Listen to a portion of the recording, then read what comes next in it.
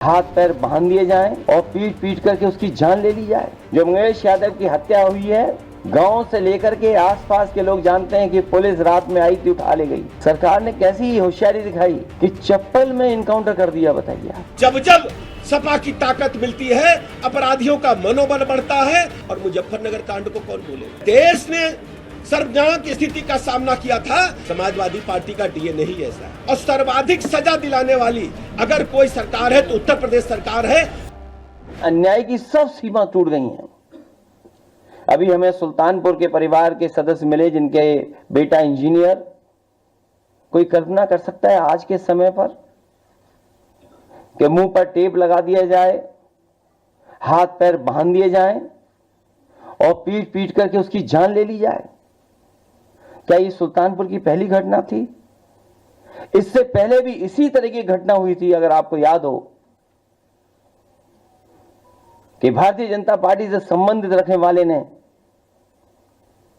एक हत्या की थी वहीं पर सुल्तानपुर में।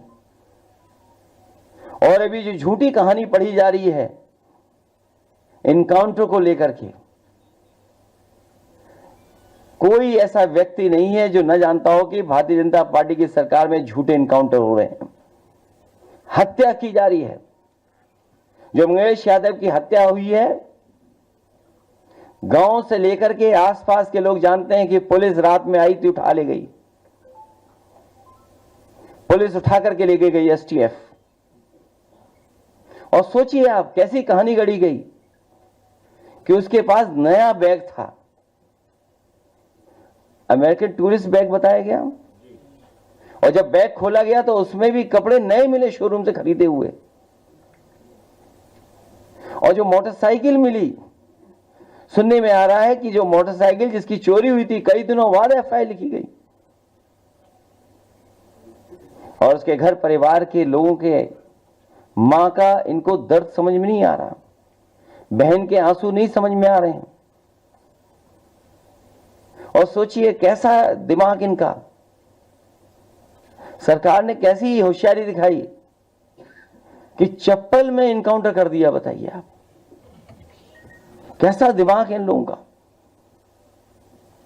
क्या होशियारी दिखाई। कौन नई तस्वीर देख करके बता सकता है कि यह झूठा इनकाउंटर हुआ था? और यह पहला झूठा इनकाउंटर नहीं है यूपी का। तमाम इनकाउंटरों पे उंगली उठी है। जिस समय पहला इनकाउंटर नोएडा में जिम इंस्पेक्टर को हुआ था, उस समय भी हम लोगों ने कहा था कि पुलिस वालों ने लूटने के लिए, दबाव बनाने के लिए हत्या का प्रयास किया है। और उस समय भी कार्रवाई नहीं हुई है। अभी तक जितनी भी हत्याएं हुई हैं या इनकाउंटर हुए हैं, सबसे ज्यादा पीड़ित परिवार के लोगों की हत्या की सरकार ने।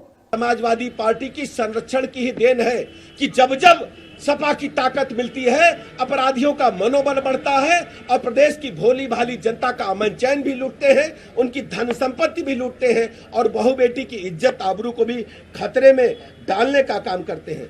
और मुजफ्फरनगर कांड को कौन भूलेगा? मुजफ्फरनगर में जब एक हमारी बेटी के साथ, बहन के साथ दुर्व्यवहार हुआ था, उस समय क्या हुआ था? केवल आपने वोट के चक्कर में, केवल वोट के बंटवारे के चक्कर में आपने किसी व्यक्ति को छोड़ दिया था, गिरफ्तारी नहीं हुई थी। पूरे देश ने सर्वजन की स्थिति का सामना किया था। मुजफ्फरनगर दंगे में कितने लोग मारे गए थे जो निरपराध थे। समाजवादी पार्टी को जवाब देना चाहिए। और हम आज कहना चाहते हैं, समाजवादी पार्टी का डीएनए ही ऐसा है। समाजवादी पार्टी की व्यवस्था ही ऐसी है। जब जब वो सरकार में आते हैं, गुंडे, माफिया, मवाली, सारे लोग कॉलर खड़ा करके प्रदेश की जनता के ऊपर रोड रोलर चलाने का काम करते हैं, रोड रोलर चलाने का काम करते हैं, जनता को कुचलने का प्रयास करते हैं। ये भारतीय जनता पार्टी की सरकार है। ये किसी अपराधी को बकसने वाली सरकार नहीं है।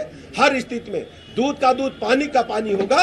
अपराधियों को कड़ी से कड़ी सजा देने की काम हमारी सरकार अदालत के माध्यम से करेगी। हम सब जानते हैं बहू बेटी पर अत्याचार, अनाचार सर्वाधिक समाजवादी पार्टी की सरकार में होता था। लेकिन आप लोग एनसीआरबी के आंकड़े उठा करके देखेंगे, बहू बेटी पर अत्याचार, अनाचार हमारे प्रदेश की सरकार में कम हुआ है। और सर्वाधिक सजा दिलाने वाली अगर कोई सरकार है तो उत्तर प्रदेश सरकार है। अदालत के माध्यम से आप एनसीआरबी के आंकड़े देख सकते हैं।